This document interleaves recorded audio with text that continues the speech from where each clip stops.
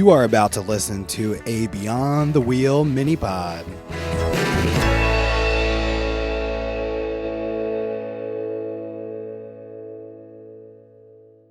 Hi everyone. Today I am sharing some tips that we use to help protect our dog from overheating in our RV. Just like any other vehicle, an RV can heat up quickly in warmer climates. Dogs can suffer from heat stroke in temperatures as low as 80 degrees when humidity reaches 90%. An RV can easily get up to 80 degrees inside when temperatures outside are in the high 60s and the RV is in the sun. So this can be a serious issue. So what can we do to keep them safe? I have a few tips, some costing nothing at all, and others can be rather expensive, but I think the best way to protect them is through redundancy with a combination of these tips working together. Our dog's safety is probably the thing we worry about the most while traveling in our RV. I cannot count how many times we have been to a campground and the power has gone out, and this happens at all levels of RV parks. So just don't think, oh, I'm staying in an expensive RV park, the power is going to be good. This is one thing that all parks have in common, is just old electrical systems in place. But I can say that things do seem to be improving, and it does not seem to happen as often now as it did when we first started RVing. I'm going to start with the cheapest tip first, and that is to let the camp host or campground office know that you are traveling with a pet and would like a phone call if the power goes out at the campground. This will allow you to quickly get back to your RV in time to let your pet out of the RV.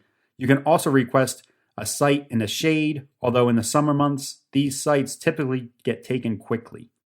Next tip is to use some sort of pet monitor. There are several brands out there, and the two pet monitors that Sabrina and I use, one is called a Waggle and one is called a Temp Stick. These two monitors work a little differently, and that's the purpose of why we have both of them.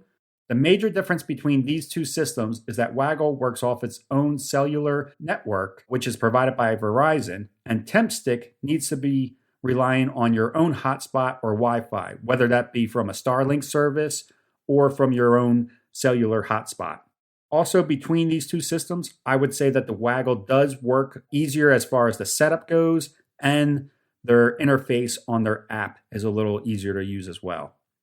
But the reason why we use both these systems is because we might not always be in a good Verizon network area. In those situations, our plan is to use the Temp Stick, which is connected to our AT&T hotspot. Although I can say in the last 6 months of owning the Waggle, we have not had any loss of service with it.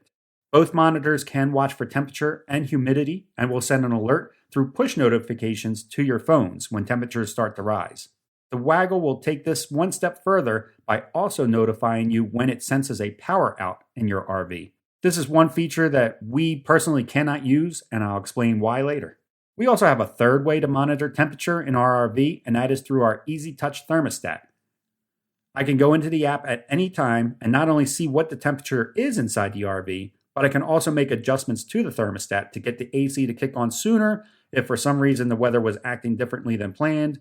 Or if we had that feeling of, oh, did we remember to turn the AC on to a comfortable temperature before we left? We can always go back and check, make sure that it is on and set to the temperature that we prefer. The Easy Touch thermostat has been one of my favorite upgrades to our RV, but just know that it is not intended to be a monitor and will not send a push notification to your phone like the Waggle or Temp Stick will.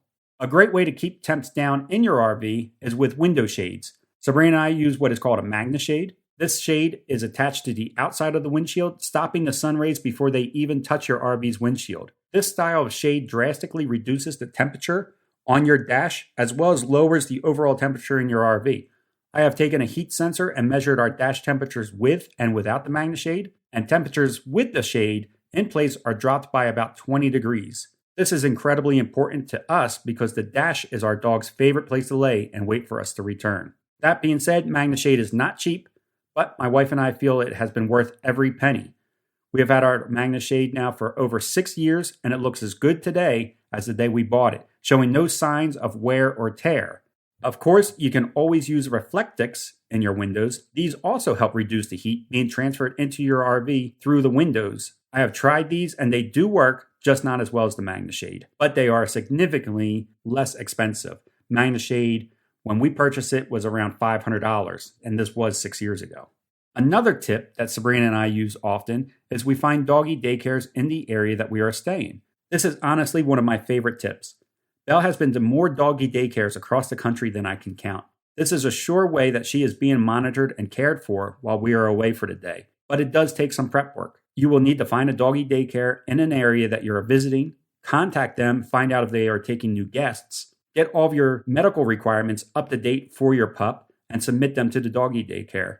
And keep in mind that not all doggy daycares are the same and they require different shots. So shots that work for one doggy daycare might not be enough for another. Be sure to contact the doggy daycare in advance, find out what your pet needs to be accepted.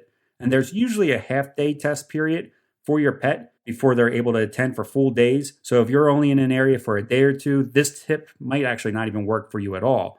But I can say, when Belle does go to these doggy daycares, she has a great time meeting new friends, she plays all day, and she comes back to the RV nice and tired. Our last tip is probably the most expensive tip, and that is a backup power system of some sort. These are great options for keeping your pets safe, and two popular ways to achieve this is either from a generator auto start or with a battery backup. If you're shopping for an RV now and you have pets, I highly recommend looking into RVs that come with an auto gen set start generator. This generator will sense a power outage and automatically turn the generator on to keep your AC operating, which in turn will keep your pets cool during a power outage. Our particular RV did not come with this feature, but we recently installed a major Battleborn battery power system in our RV. So if power would go out at a campground, our Battleborn batteries through our Victron 3000 watt inverter would automatically start power back into our RV and keep the AC on. This system is so fast that if I send Sabrina outside to turn the power off at the campsite power post, our microwave clock does not even blink when the switch is thrown. This is why I said earlier that we cannot rely on the waggle to let us know if there is a power out at the campground, because it would never notice the interruption. We have enough power in our batteries to operate our AC continuously for 8 hours, and a generator with a full tank should be able to do the same, if not longer, depending on tank size. Just remember when you do park your RV to have enough fuel in it for these occasions. Well, these are my tips.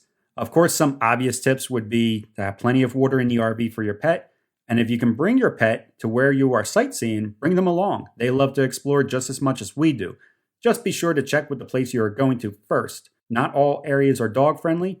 And as we like to say, Belle is not friendly to all areas. She gets worked up easily in crowds and is honestly more comfortable in her bed in the RV than what she would consider to be a high-stress environment like a festival, car show. Someday, I might have to tell you the story about when I took Belle to Colonial Williamsburg and they were firing cannons. That was a disaster.